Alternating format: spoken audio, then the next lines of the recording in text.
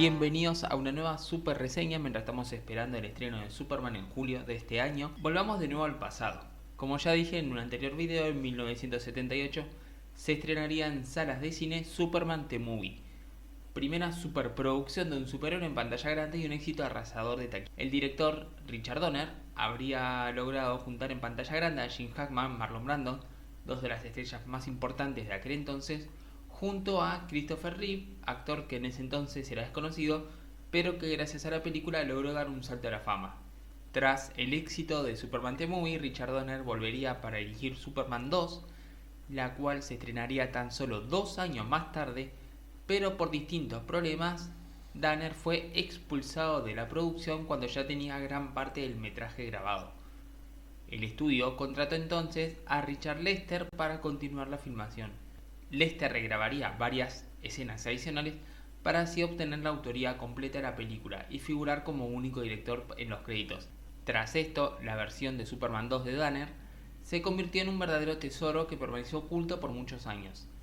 Pero en 2004, tras el fallecimiento del actor Marlon Brando, la familia del mismo permitiría a Warner utilizar imágenes del actor grabadas para así que se pudiera lanzar metraje de Superman 2 y así se terminó de restaurar la versión del director.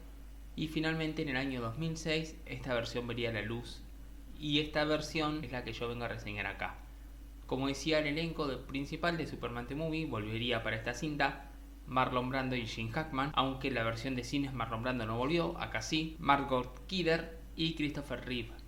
Tendríamos la incorporación de 3 actores principales para el elenco protagónico. 2 actores y una actriz, Sarah Douglas como Ursa, Jack O'Halloran como Non y Terrence Stamp como el General Zod. Los 3 serían los antagonistas principales de la obra. La versión de cines de esta cinta, si bien no fue tan exitosa como la primera, sí tuvo el suficiente éxito como para que el estudio diera luz verde a Superman 3. A ver, vamos con spoilers. Una cinta que yo veo inferior a la primera en varios aspectos, que ahora iré detallando, pero sigue siendo una cinta de superhéroes genial que presenta algunos conceptos que se me hacen de lo más interesante, tiene un buen ritmo y una historia atrapante. Si a Superman The Movie le doy un 9,5, a Superman 2 le doy un 8, para que más o menos se entienda.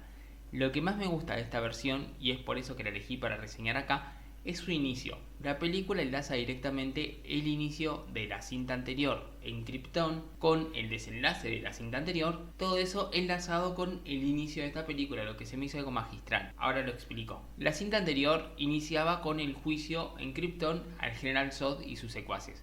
Los 3 fueron encontrados culpables y encerrados a vagar en la zona fantasma flotando en el espacio. A su vez, la misma película terminaba con que Superman desviaba un misil que iba a Nueva Jersey hacia el espacio. Resulta que este misil que Superman desvía al final de la película 1 golpeó a la zona fantasma donde estaban prisioneros los 3 villanos. Entonces el impacto del misil rompió la prisión y liberó a los 3 kryptonianos. Se me hizo buenísimo la forma de conectar todo esto. Por su parte tenemos una Lois Lane que sospecha que Clark Kent es Superman, tal es así que primero se tira desde el mismo edificio del Daily Planet para que este la rescate.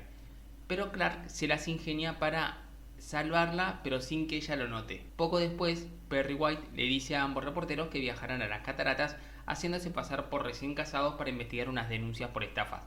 Y acá una pequeña crítica a la película, que si bien esta situación de Lois y Clark conviviendo funciona para que luego se desarrolle en la cinta, debo confesar que el hecho de que estas estafas sean olvidadas en la película y que ni siquiera le presten atención, creo que es un fallo. Me habría gustado ver un poco de trabajo periodístico entre ambos, o por lo menos si vas a introducir este concepto del viaje y las estafas, al menos darle un desarrollo por más insignificante que sea. Luthor permanece encerrado en la cárcel junto a Otis tras los acontecimientos de la película anterior, cuando finalmente logran escapar gracias a la ayuda de la señora Tessmaker. Aunque Otis no lo logrará, acá me agrada porque creo que el personaje de Otis empeora al personaje de Lex, porque luego veremos que en la cinta Lex es mucho más serio y más estratégico. Sin embargo, con el personaje de Otis a su lado como dupla, convierte a Lex Luthor en una parodia. Los 3 kryptonianos recién liberados descubren una misión de astronautas en la Luna.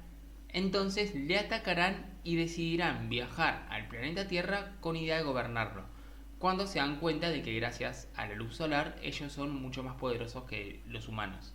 Lois y Clark están en las cataratas investigando las estafas cuando un niño cae por las mismas. Rápidamente Superman aparece mientras Clark desaparece de la vista de Lois, lo que hará que la reportera vuelva a sospechar. Así que prepara un arma con una bala de salva y la dispara a Clark, lo que hará que este se revele ante Lois como Superman. Una escena genial porque el cambio de actitud del personaje de Clark, primero como asustadizo cuando ve a Lois con el arma, recordemos que él no sabía que era un arma con balas de salva, y luego seguro y serio cuando finalmente se revela como Superman ante ella, me pareció notable. A la par tenemos la llegada de los 3 villanos a la Tierra y tenemos a un Lex Luthor que, sospechando acerca de los viajes de Superman al norte, logra llegar a la fortaleza de la Soledad, comienza a investigar los cristales y verá muchos archivos de Jor-El y de su hijo, así que descubrirá no solo el nombre real de Superman, Kal-El, sino que descubrirá la existencia de los 3 villanos kryptonianos y mucha información sobre Krypton.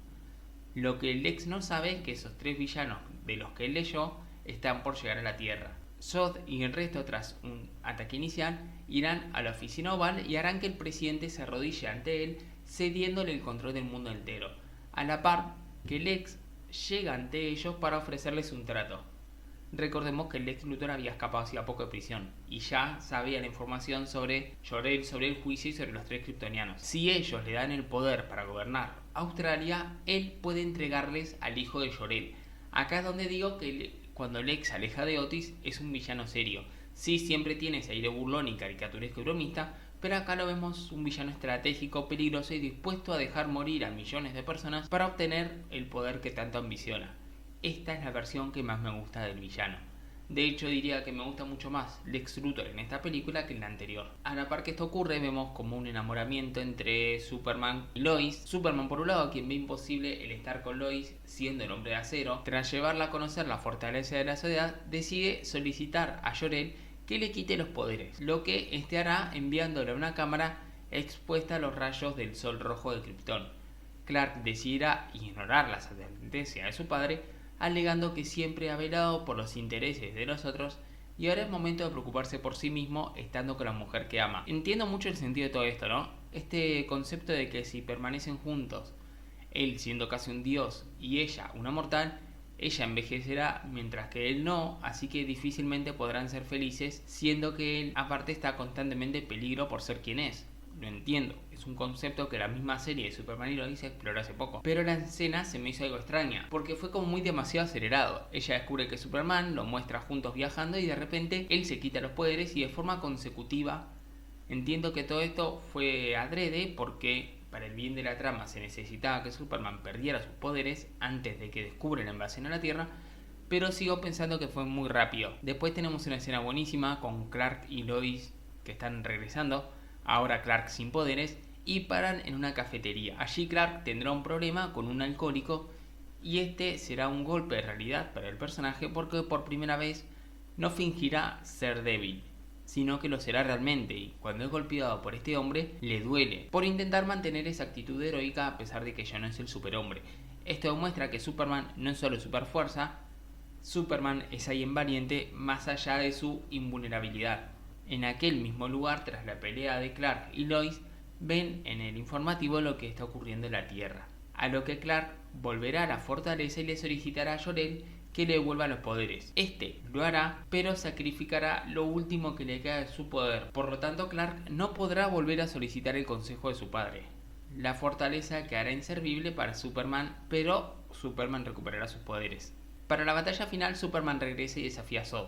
Estos secuestran a Lois y la llevan a la fortaleza de la Soledad para traerlo a él a una trampa. Al llegar, Zod, Ursa y Non, amenazando a Lois y con la ayuda del Lex Luthor, hacen que Superman entre en la cámara para perder sus poderes, la misma cámara con la que ya perdió los poderes en algunas escenas atrás. Lo que ninguno de ellos sabe es que éste alteró la cámara para que los que sean expuestos a los rayos rojos no sea el que está dentro de la cámara, sino los que están afuera.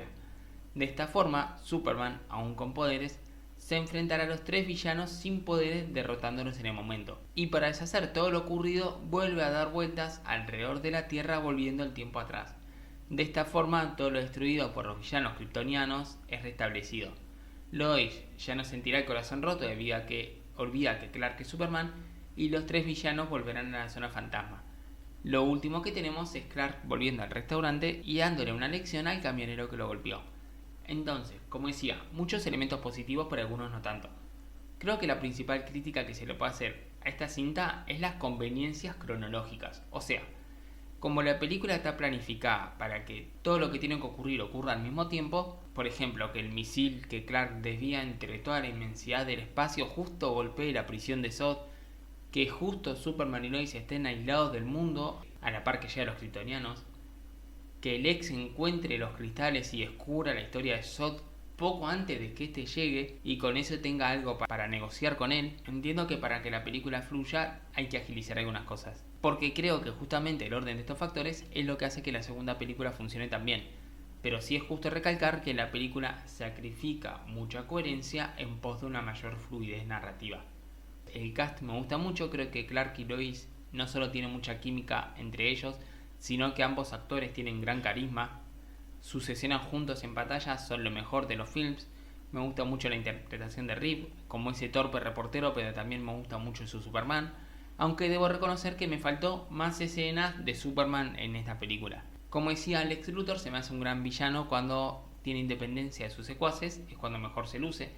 Esta faceta malvada equilibra muy bien con esa personalidad burlona y gran inteligencia. Mientras que los tres kryptonianos su actuación la considero correcta sin más. El mayor atributo de esta película es poseer grandes escenas como Lois disparando a Clark y ese momento donde confirma que es Superman, o el vuelo juntos donde finalmente Clark puede ser completamente honesto con ella. La escena de la golpiza a Clark por parte del camionero me pareció brutal, y Lex manipulando a Zod me pareció la mejor faceta del personaje, que se acerca más a lo que yo espero de él. También el plan final de Clark se me hizo muy inteligente porque, sabiendo que Luthor lo iba a traicionar, él lo engaña para que este lo traicione y haga justo lo que Superman quiere. Lo que menos me gustó de la película es la escena final del viaje en el tiempo. Primero porque siento que repite el final de la primera, pero más allá de esto siento que es un recurso muy fácil porque no importa lo que ocurra, Clark siempre viaja en el tiempo para revertirlo. Encima, en este caso, no solo anula los últimos sucesos, sino que prácticamente toda la película. Aparte de que siento que hay cosas que no arreglaría, ¿no? Porque por más que haya vuelto un poco el tiempo atrás, ¿cómo sabía él que era el misil lo que los había liberado? ¿Qué hizo? Desvió un poco más el misil, porque por más que haya vuelto el tiempo atrás, el misil debería volver a impactar en la prisión. O Lois sospechó de él por distintos motivos, que esos motivos seguirán presentes. Lo último que debo decir que no me gustó es el final, con Clark yendo a por el camionero.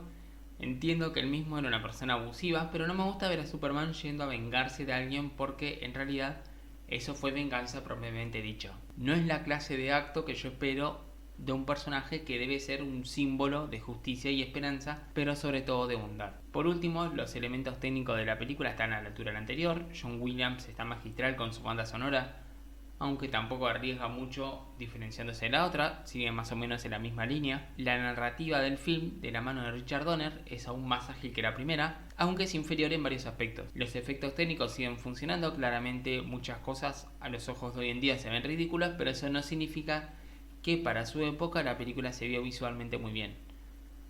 Aún así, Superman 2, como dice su nombre, la segunda mejor película de esta saga, protagonizada por Christopher Reeve. Ya veremos mi opinión de Superman 3 y 4, dos cintas que ensucian un poco el legado de este actor, aunque ya lo hablaremos en próximos videos.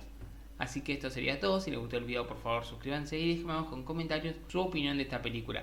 Y déjenme también su opinión. ¿Qué versión les gusta más? ¿El Superman 2 de Richard Donner o de Richard Lester? Yo a nivel personal me quedo con la de Donner, a pesar de que vi las dos y por eso es la que quise reseñar acá. Pero me gustaría saber su opinión. Nos vemos en un próximo video. Adiós.